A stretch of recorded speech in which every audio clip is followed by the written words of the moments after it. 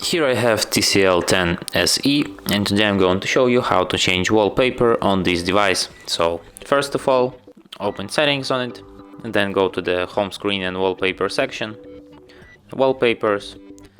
Then you have to select if you want to use live wallpapers or you want to select static wallpapers, or you can just set your one of your images as a wallpaper from gallery here. I'll just select with one of the presets,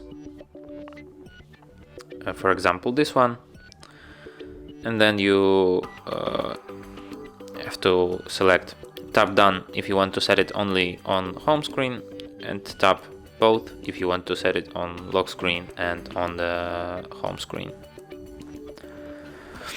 And as you can see, wallpaper changed. And that's it.